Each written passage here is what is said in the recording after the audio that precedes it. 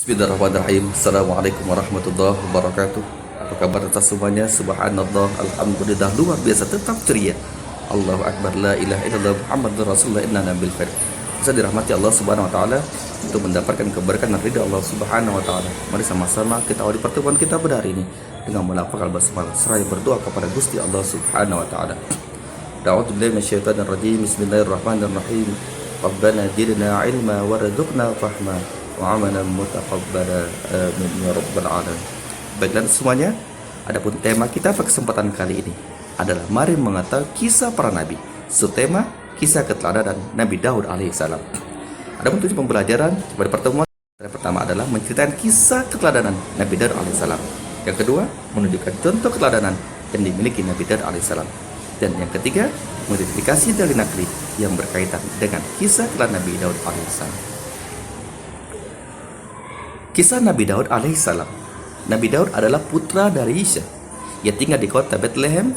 Nabi Daud merupakan salah seorang nabi dari Bani Israel.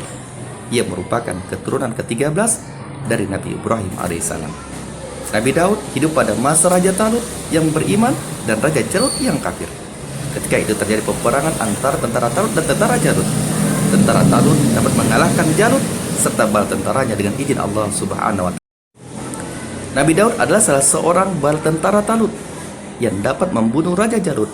Sesudah Talut wafat, Nabi Daud diangkat menjadi raja oleh Allah Subhanahu wa taala, memberikan kerajaan dan ilmu pengetahuan kepada Nabi Daud alaihissalam. Kemudian Allah mengangkatnya menjadi rasul dan memberikan karunia yang agung, yaitu kitab Zabur. Di antara mukjizat Nabi Daud adalah dapat menggunakan besi, kemudian dapat mengubah bentuk besi tanpa memerlukan api atau peralatan apapun juga. Nah, dari besi itu ia dapat membuat baju besi yang dikokohkan dengan tenunan dari bulatan-bulatan rantai yang saling menjalin secara berkesinambungan, membuat pemakainya lebih bebas bergerak karena tidak kaku seperti baju besi biasa yang dibuat dari besi lembaran. Allah memberi baju besi sebagai mukjizat kepada Nabi Daud guna melindungi prajurit dari serangan musuh. Nah, Nabi Daud adalah seorang nabi yang amat taat kepada Allah, mempunyai kekuatan di dalam beribadah, terutama sholat malam dan berpuasa separuh tahun, yaitu sehari berpuasa dan sehari berbuka, berselang-seling, serta banyak beramal soleh ataupun berbuat kebajikan semasa hidupnya.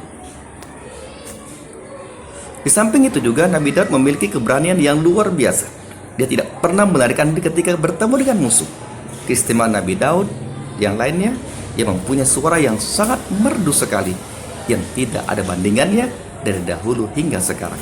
Apabila ia bernyanyi melakukan isi kitab Zabur, maka gunung-gunung dan burung-burung pun ikut bertasbih bersama Nabi Daud alaihissalam.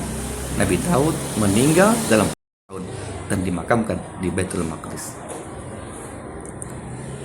Allah Subhanahu wa taala menggambarkan Nabi Daud sebagai awwab, yaitu orang yang sering kembali kepada Allah dan berlindung kepadanya di saat senang maupun susah, di waktu sehat maupun sakit, dalam keadaan sendirian maupun bersama dengan orang lain. Allah SWT berfirman dalam Quran surah Shad ayat ke-17. A'udzubillahi minasyaitonir rajim. Bismillahirrahmanirrahim. Isbir 'ala ma yaquluna wazkur 'abdana Daud al-aid innahu awwab. Yang artinya, bersabarlah atas apa yang mereka katakan dan ingatlah akan hamba kami Daud yang mempunyai kekuatan sungguh Allah Subhanahu wa taala. Nah, dari kisah Nabi Daud tadinya dapatlah kita ambil kesimpulan.